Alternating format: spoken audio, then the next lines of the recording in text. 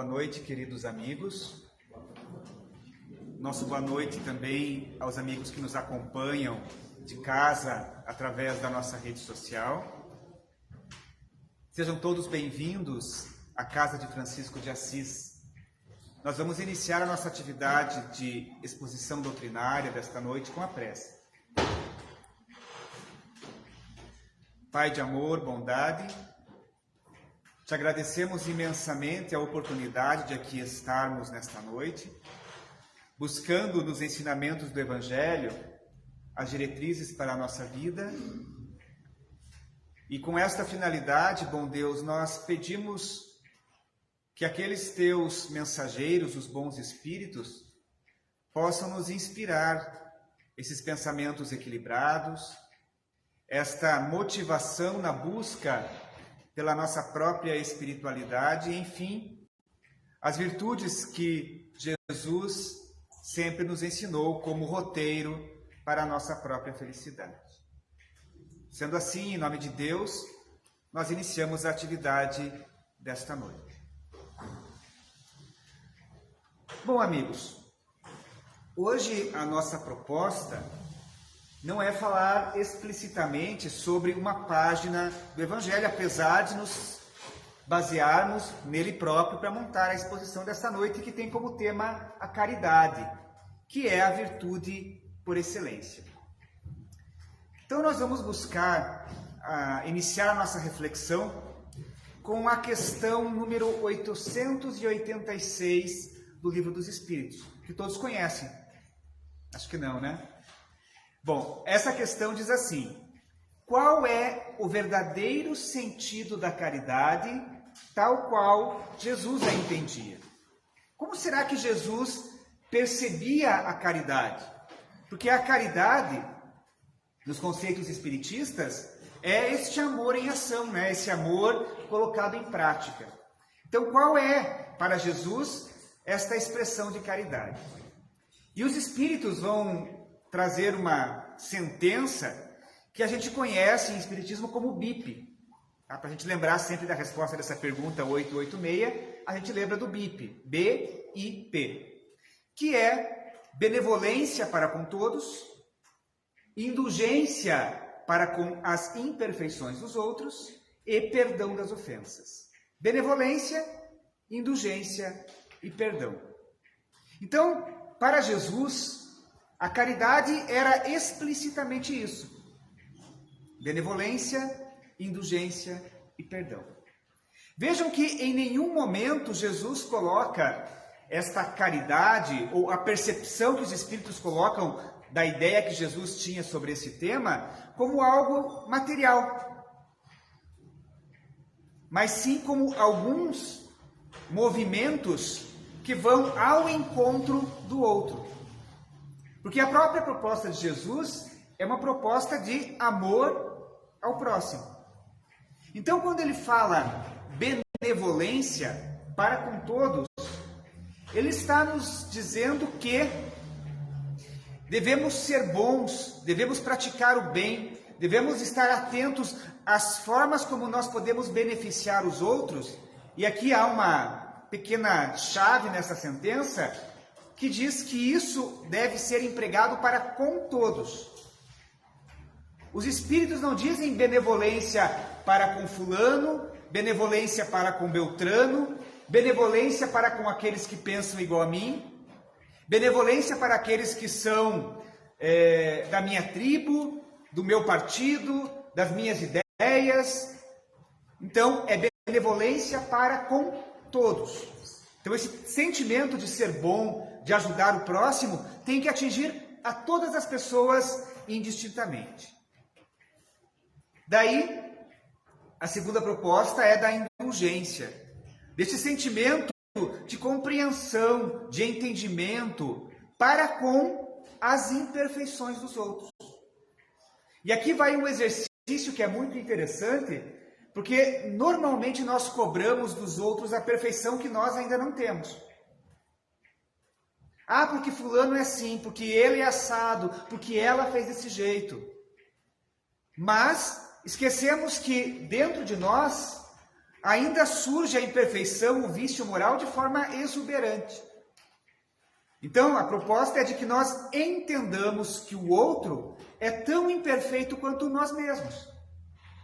E que se nós precisamos desta indulgência de Deus para com as nossas falhas, ser caridoso é também praticar a indulgência para com os defeitos e as falhas que as outras pessoas apresentam.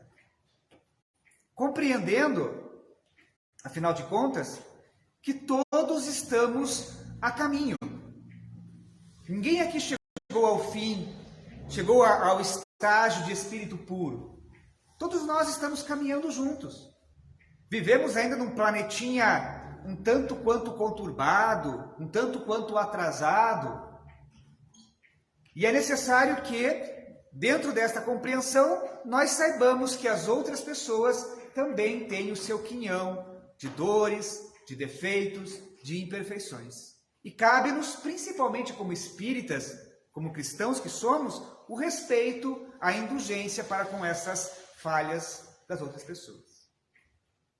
E se eu compreendo que as outras pessoas podem errar, ainda trazem imperfeições dentro de si, por óbvio que o perdão das ofensas é uma consequência disso mesmo.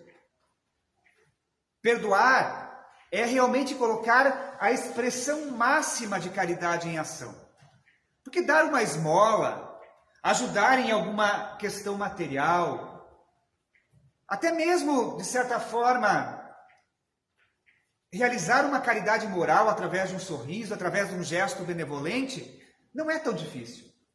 Agora, perdoar aquelas pessoas que nos espezinham, que nos perseguem, que nos fazem mal, aí o problema é um pouco mais complicado. Quem de nós efetivamente está disposto a perdoar aquela pessoa que nos prejudicou de tal maneira que nós passamos por dificuldades extremas na vida?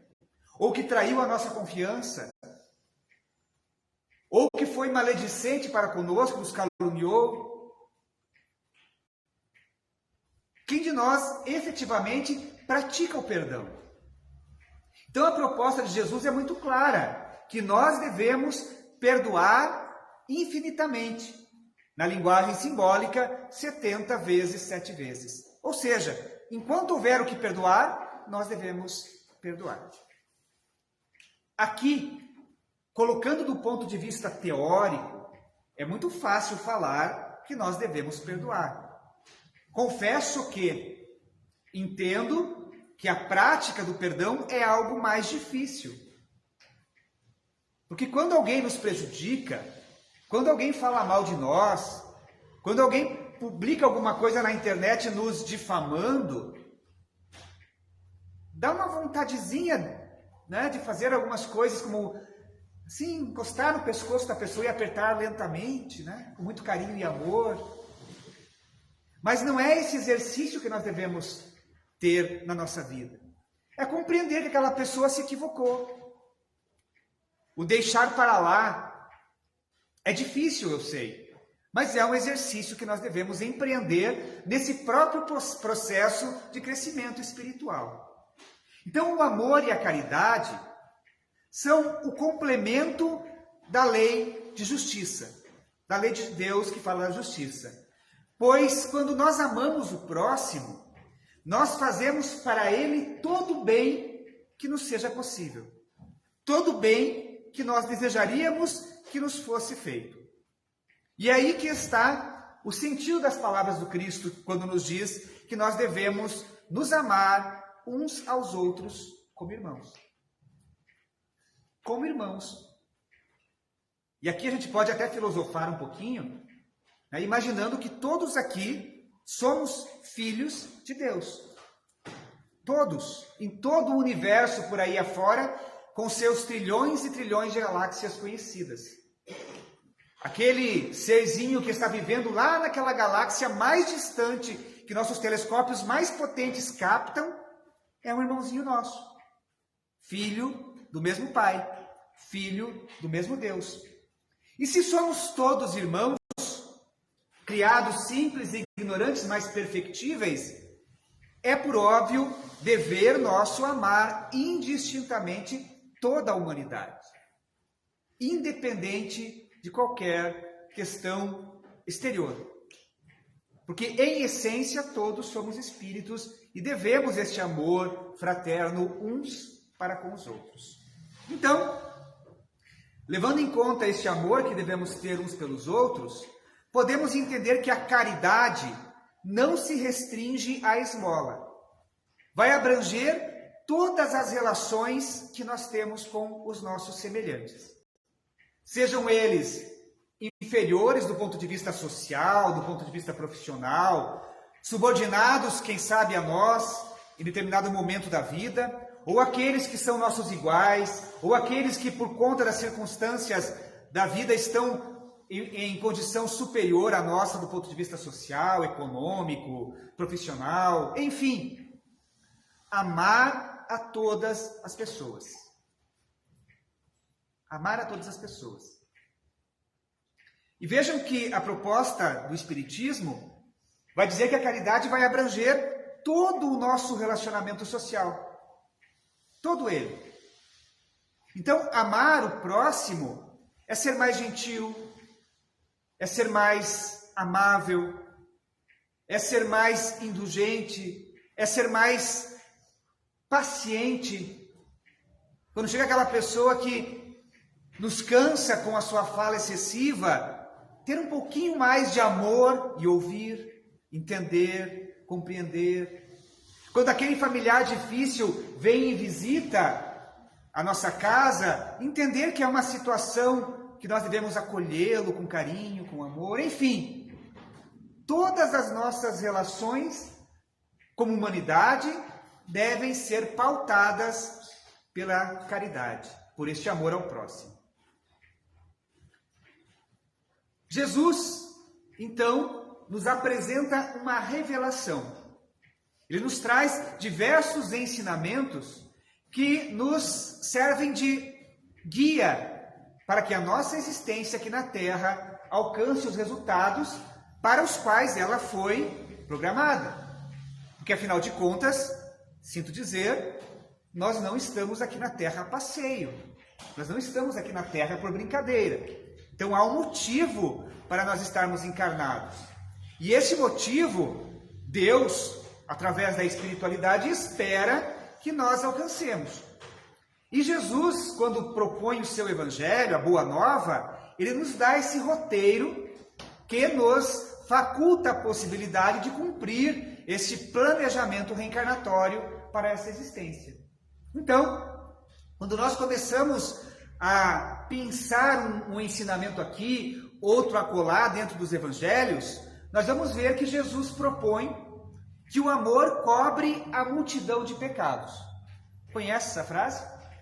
O amor cobre a multidão de pecados.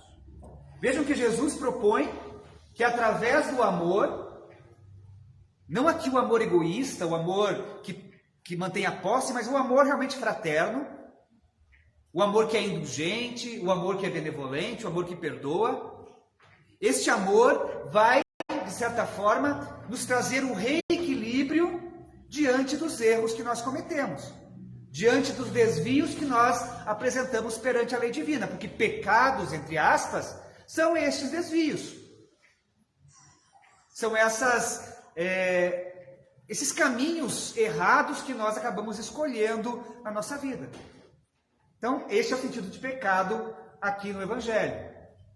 E quando nós realizamos o amor na sua mais pura expressão, nós reencontramos, de certa maneira, este reequilíbrio, que quando não é conquistado pelo amor, vem um outro mecanismo da lei divina nos ensinar, nos trazer o reequilíbrio, que é a dor. Então, a dor nada mais é que a ausência do amor. Outra frase de Jesus: amar a Deus sobre todas as coisas e ao próximo como a nós mesmos. Já ouviram falar? É outra proposta de Jesus. Fazer a quem quer que seja o que nós gostaríamos que essa pessoa nos fizesse. E vejam que a proposta de Jesus ela é profunda, porque ela fala do amor ao próximo na mesma proporção que nós nos amamos.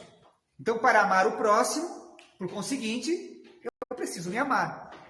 Se eu não estou bem comigo mesmo, se eu trago alguns desafios ainda no entendimento de quem eu sou, de qual é o meu papel aqui na Terra, é preciso que eu revisite a minha própria vida e encontre essas possibilidades de me amar, tal qual eu sou, tal qual a providência divina me colocou aqui na Terra, com este corpo, com essas potencialidades, com essas deficiências, com essas dificuldades.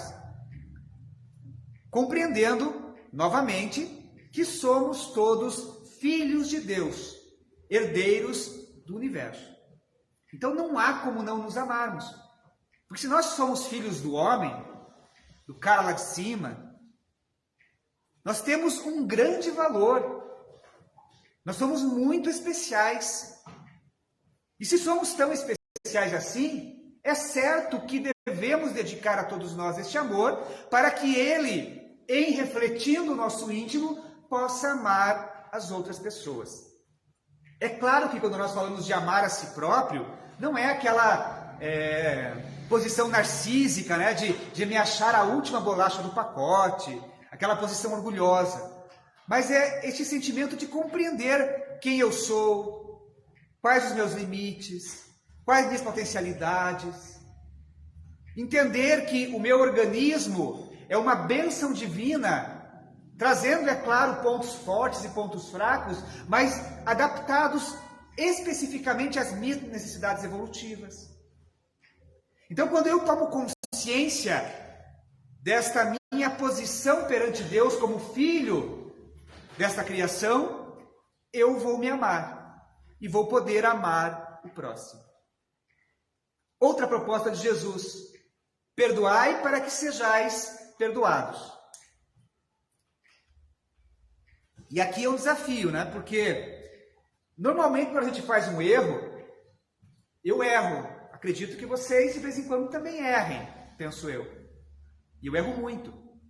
E às vezes quando eu erro, eu faço assim: meu Deus, que besteira que eu fiz. Me perdoe. E aqui é um condicionante ao perdão divino, que é eu perdoar o próximo. Eu sou perdoado na mesma proporção que eu perdoo. Então, como que eu vou pedir perdão para Deus se eu aponto os defeitos daqueles que, de certa forma, me prejudicaram, se eu não pratico esse exercício de perdão ao outro?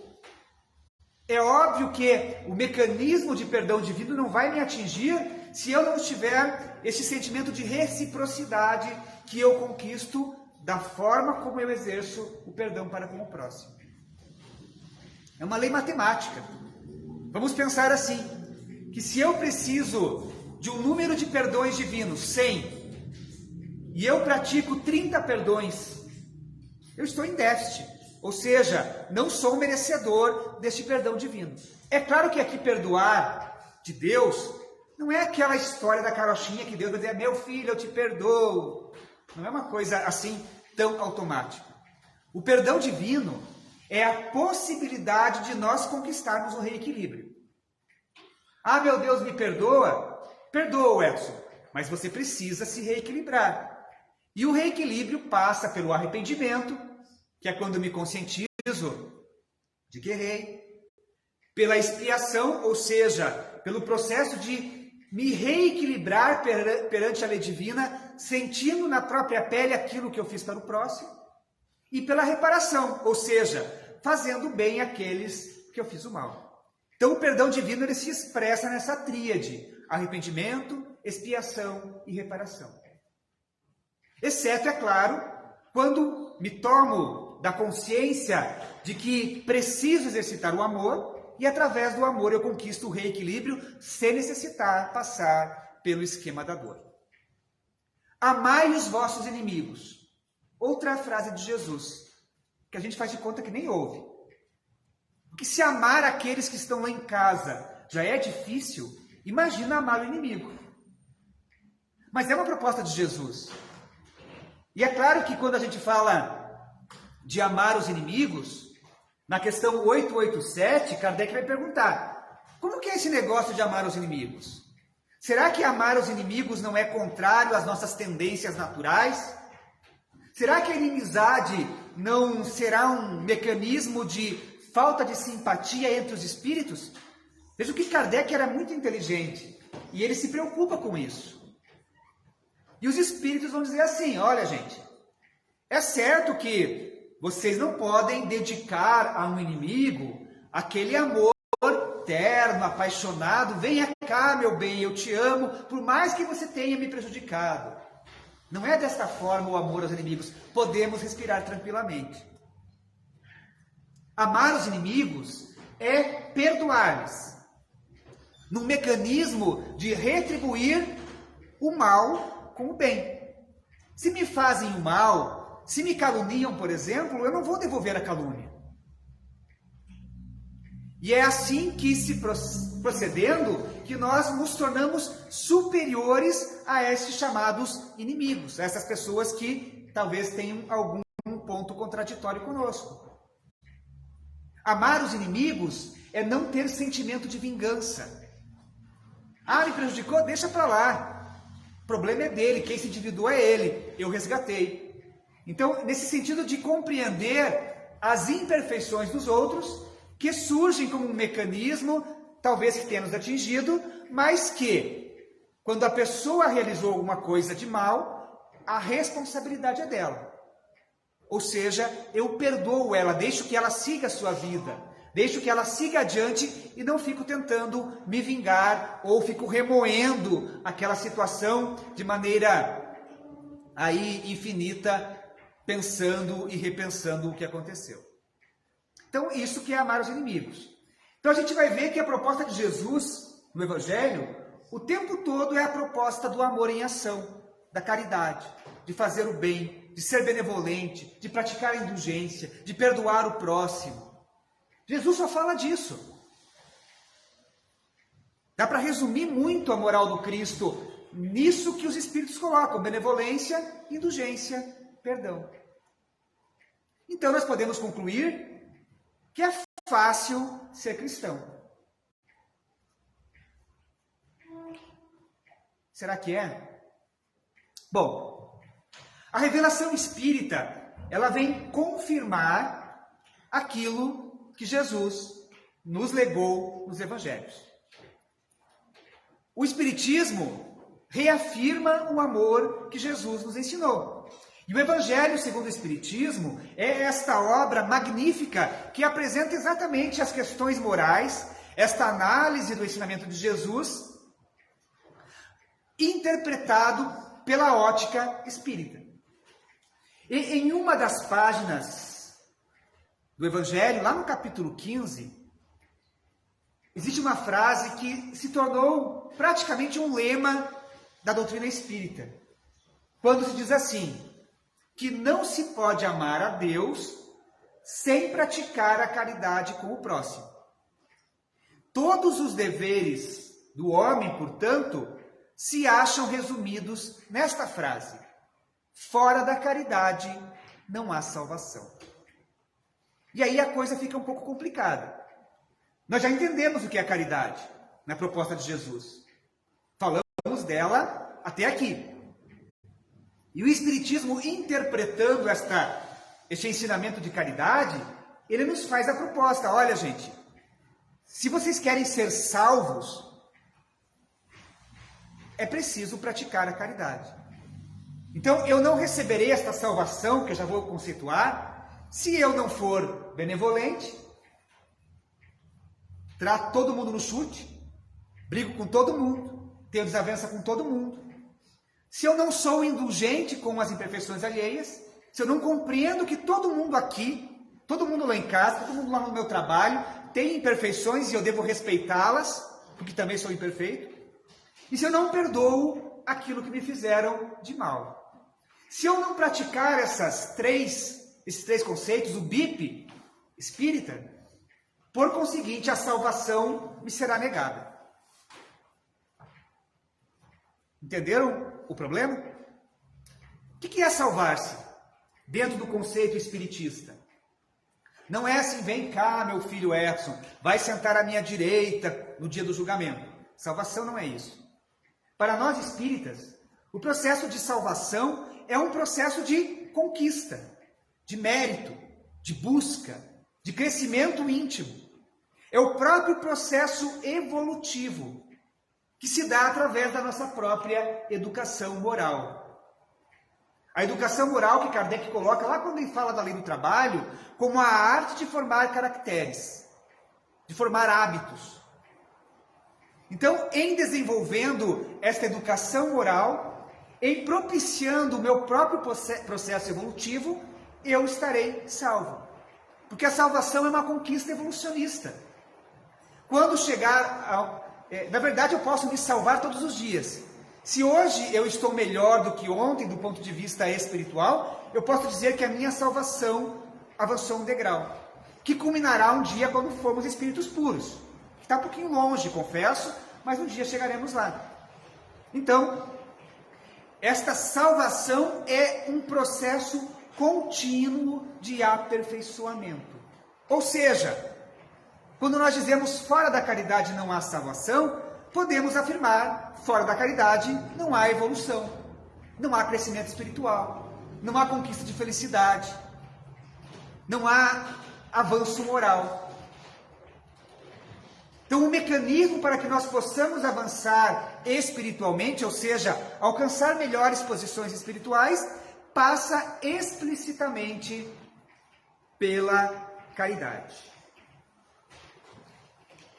Deixa eu olhar o tempo, que o tempo voa, né? Vou pular aqui umas 2 horas de palestra e vou para uma frase de Emmanuel que eu acho fabulosa. E está lá no livro Palavras de Vida Eterna. E ele diz mais ou menos assim: procuremos alicerçar a fé na bondade, para que a nossa fé não seja fanatismo, mas só isso não basta. É forçoso coroar a fé com a luz do conhecimento edificante. E ele vai explicar isso, dizendo assim: todos necessitamos esperar neste infinito amor de Deus. Todavia, é preciso saber como. Todos devemos ser bons. Contudo, é indispensável saber para quê. Eis a razão pela qual se nos impõe o estudo em todos os lances da vida, porquanto confiar realizando o melhor e auxiliar na extensão do eterno bem, realmente precisa-se de discernimento. O que Emmanuel quer dizer aqui? Que é muito bom fazer o bem, mas é preciso essa consciência de para que nós fazemos o bem. Então ele faz um convite ao estudo constante para que nós possamos desenvolver um ferramental que nos alicerce os atos em favor da conquista desse movimento de caridade que deve fazer parte da nossa vida. Porque fazer a caridade maquinalmente pode se tornar o que Emmanuel vai falar, que é uma fé fanatizada. Porque nós agimos no automático. Agora, quando nós compreendemos pela razão os motivos reais pelos quais nós devemos praticar o bem, devemos amar o próximo, é óbvio que este nosso exercício de caridade será muito bem embasado. Para tal, nós temos na Casa Espírita diversos grupos de estudo. Inclusive, nós começaremos novamente um grupo iniciante de estudo que dura um mês. Na próxima terça-feira, o Marcelo que vai conduzir. É isso, né, Marcelo? Vai falar sobre Deus. Então fica o convite. Às 20 horas aqui na casa, a gente vai ter um grupo de estudo direcionando estes aspectos da doutrina espírita que vão exatamente nos ensinar o porquê, o para que nós devemos fazer o que devemos. Afinal de contas, esta conquista da nossa espiritualidade, quando eu falei de salvação, passa pelo nosso esforço em querer ser salvo, em querer evoluir, em querer discernir, em querer crescer. E para encerrar a nossa atividade, eu gostaria de lembrar do notável médico espírita Bezerra de Menezes. Ele era chamado médico dos pobres, porque, fosse quem fosse, na sua bondade, na sua caridade, ele que foi inclusive presidente da Federação Espírita Brasileira, ele atendia essas pessoas necessitadas. Por isso o título de médico dos pobres. E na Federação Espírita Brasileira acorriam pessoas de todo tipo, necessitadas, desesperadas por auxílio material e espiritual. E naquele dia Bezerra descia as escadas da FEB, pensando nas coisas que havia acontecido, da palestra que havia sido proferida, quando se lhe achega uma pessoa, um pai de família desesperado. Por quê? Ele estava junto com os filhinhos doentes e famintos e precisava sepultar a esposa que acabara de falecer. Era visível nos olhos tristes e amargurados daquela criatura todo o sofrimento que lhe ia à alma. E esse sofrimento escorria entre lágrimas grossas, tristes, sentidas.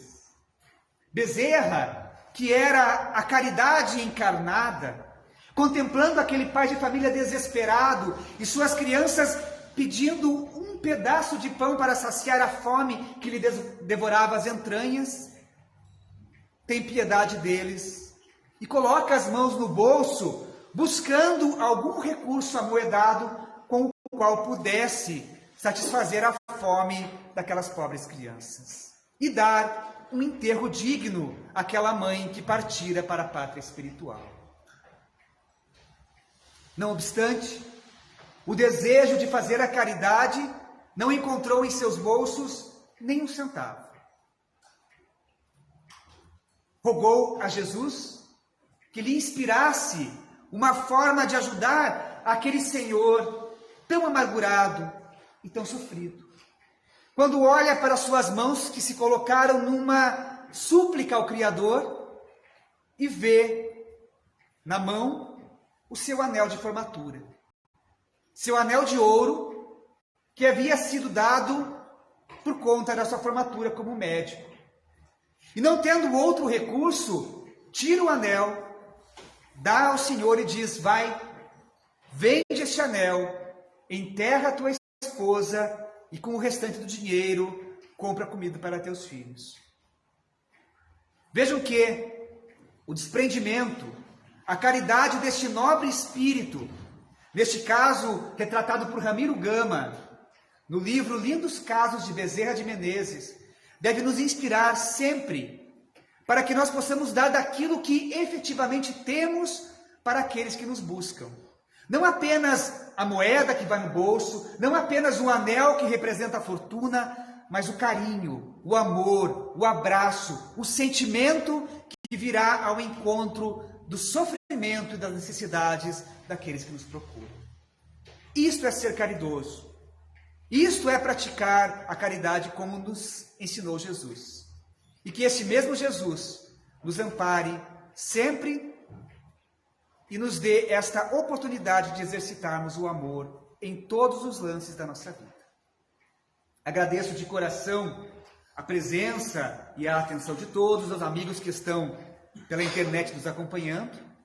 E vamos de imediato ao passe, buscando a sintonia novamente com a espiritualidade, rogando que estes espíritos bons possam entender as nossas demandas, as nossas necessidades e atendê-las dentro do possível, para que nós retornemos aos nossos lares ou para que nós recebamos em nossos lares tudo aquilo que mais necessitamos. Que a misericórdia divina encontre ressonância em nosso coração e que nós possamos realmente sair daqui mais serenos, mais tranquilos, com o coração em paz, mais motivado a praticar o bem indistintamente em todos os momentos da nossa vida. Que Jesus nos ampare e abençoe uma vez mais. Muito obrigado, queridos amigos.